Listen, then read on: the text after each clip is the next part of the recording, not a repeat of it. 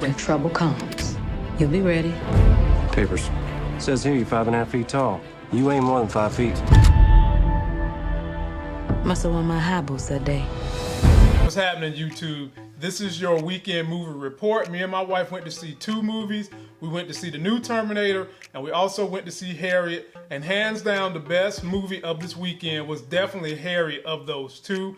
And we're gonna do the review right now. If you're finding me for the first time, please subscribe to the channel. Turn on the notifications so when I drop videos, you all get them. If you are a cord cutter looking to get free streams to the end of the year, check my first link.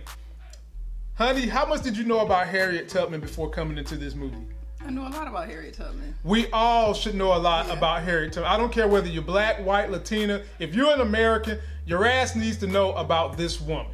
This woman was bad as hell. And this is a new adaptation of her story that basically focused a lot on the spiritual aspect of why she felt indebted to going and helping slaves. How did you feel about the acting in the movie? There's nothing bad to say about this movie, ladies and gentlemen. Nothing. Everything was good, and we're going to cover those points. The acting. I thought the acting was great. Yes. I didn't see any flaws in any of the characters. They were able to portray the emotion that they needed to portray at the moment. Right. I enjoyed it. This movie was directed by Casey Lemons, and it stars this young lady named Cynthia Erivo, and she plays Harriet Tubman. It also has Leslie Odom Jr. Some of y'all know him from Broadway and Hamilton. He plays William Steele. It has some other great people in here. Vanessa Calloway. Y'all might know her from what, honey? Coming to America. Coming to America. Vanessa Bell Calloway. Vanessa Bell Calloway. She plays Harriet Tubman's mother. And they do start from the time Harriet Tubman was a young woman, where she was sharecropping in the fields of Maryland, all the way until what caused her to want to leave to get her own freedom. Harriet Tubman. You are welcome here anytime. If I'm free, my family should be too. I made up my mind, I'm going back. And what was amazing about this story was pretty much everything that they did in this story is a direct replica of what happened in the history books. Would you say for this to be kind of a historical documentary that it had enough action to be entertaining? I do. I think they were more so focused on like the factual they're telling the depiction story of what was going on, and not so much on like the emotional. Right. So it didn't have like the emotional gripping kind of feeling where you're kind of upset or it wasn't that like roots provoking emotional movie. I think maybe I think what she's trying to say is that some of us African Americans, because of the way times are now, we haven't been wanting to go see historical events about what had happened to us in the past, because some of that stuff can be so emotionally gripping when you see the pain, the anguish, and things people went and through. Draining, and you take some of that stuff home with you. It drains you. This movie didn't focus on those parts. It did have a few of those parts, but not enough to make you go out the theater feeling, belittled, berated, or small, or defeated. It showed more of just how she felt like God pointed her to running for her own freedom, first of all. And the way she got away was exciting to me just by itself. The way she got away to when she did get up north and she had finally got her freedom, and the people she met, how she showed that a one woman can be determined to help others get freedom when the freedom fighters up north felt like she was going to lead herself into a booby trap going back trying to get others. I mean, it definitely conveyed how dangerous. I mean, so she was an extraordinary woman. Just extraordinary. I mean, it's one thing to get to freedom and stay there and live a cush life, or somewhat of a cush life, but she was impelled to go back and bring her family back with her. And when she went back to bring her family, she couldn't get everyone that she wanted, but everyone who wanted to go with her, she allowed to travel with her. So she never told anyone they couldn't come. She took all comers and she got them north. So that's a very dangerous trek to take. Again, once you've escaped, why go back? And she didn't go back once, twice. She kept going continuously went back to bring people with her. And it was 100 miles from Maryland to Philadelphia, where she kept going back and forth. And throughout this whole time, ladies and gentlemen, the history of Harriet Tubman, she never lost anybody. Everybody that she went back to get, she got them all. And throughout the story, they detail who was there helping her, how some enemies became friends, and they even had Yo Boy from Queen Sugar that plays, what does he play? Hollywood. I'm not going to tell y'all what he does in this movie, so go see it. His last name is Dorsey. I can't think Yeah, Dorsey. Omar Dorsey. Omar Dorsey. He's in the movie. Y'all going to be very upset with his character. However, it doesn't defeat what this woman did, and eventually the Civil War comes, right? And they pass a bill saying that anybody that went and got freedom, they can bring their asses back south and enslave them again. So now people of color had to go to Canada. They had to go all the way to Canada to get freedom, which made the trek to freedom go from 100 miles to 600. And Harriet Tubman still was going to get people and never lost anybody. Mm-hmm.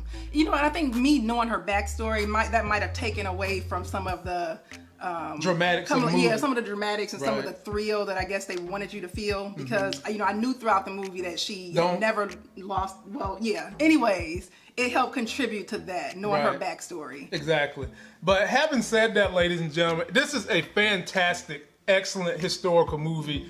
It should be material everyone should go see, just to understand the extraordinary lengths this woman went through, not only as a woman, but as an African-American woman. And during that time, you was at the bottom of what was living in this country. You was below pets in this country. And one thing that was funny to me in this movie, they started referring to her as Moses because she was freeing so many slaves. And when they referred to her as Moses, the Anglo-Saxons of the time started thinking that the person that they was referring to wasn't her. They thought it was a white guy in black paint. Yeah, they couldn't fathom that a little petite black woman that's 5 foot had the strength and the courage and the wit and the knowledge to come back and continuously free slaves and dupe them. Yeah, and dupe their little emotions all at the same time. I definitely recommend you guys go see this. Great cast. Go ahead. I think one other thing, I guess that I wasn't necessarily aware of, but it makes sense. So basically, when the Fugitive Slave Act was passed, it was during a time where you still had kind of like a generation of some slaves who had never been enslaved. Mm-hmm. And so, one thing that helped impel her to want to go back is she told them that, you know, I've lived through slavery. Right. I have family members who are still in slavery. And so we can't just lie down because it's going to be hard now that they've passed this act and we have to get people to Canada to just bow out and not help. Exactly. So, you know, her having endured and lived through it is what drove her and gave her the strength and the fight to continue to fight. And so she basically shifted a whole room of liberators into not quitting because it would be harder because of the laws that Congress had passed. Exactly. And we even see that in today's laws where you've got people sitting at the table making laws that have never gone through the type of things that they're trying to pass laws about. Mm-hmm. Harriet Tubman was a slave. She knew what it was like to be a slave. And she kept saying through this whole movie, I'd rather be free or die, which highlights just how bad slavery was. And the last point I want to make is about y'all's president and his administration kicking the can down the road before we put this icon, this hero, on a $20 bill.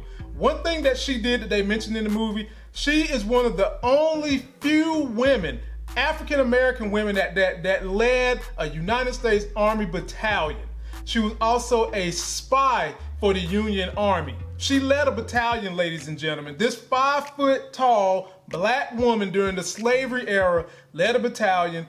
Why are we waiting till 2028 to put her face on it when it was supposed to happen next year? There's no excuse for it. Absolutely no excuse. Than, you know what it is. Right. Yeah. A lot of women have done a lot of great things. But what is more greater than someone having to have the kind of courage this woman had to help other people when she could have just got her freedom and chilled on it, and she wound up living to be 91 years old. Which is huge. During that era. Huge. From the 1800s to 1913, she lived during that era to be 91, as she continuously kept putting her life on the line, going to help people get freedom on foot. It's hard to get to 91 this day and age, period. Period. But you're born a slave and you put yourself at risk for other people. Right. That's a huge accomplishment. I actually didn't know she lived to be 91. Right. So. I remember she lived a long time, but I thought it was like 70, which was still a long time. I didn't know it was 91. Yeah. So leave us your comments if you've seen it. We definitely recommend, this is something you should go see in the theater. You will learn. Some of you might cry. You'll be empowered. I guarantee you'll leave that theater thinking, what can I do to make life better, not just for your family, but for your fellow Americans. And that's going to do it for this video. Don't forget to like our video. Please comment, subscribe. Go get yourself a life game. Go see Harriet. It was definitely the best movie of this weekend. And we'll let you guys know what we're going to see in the coming weekend. To the next Sex is Hell video. We'll see you.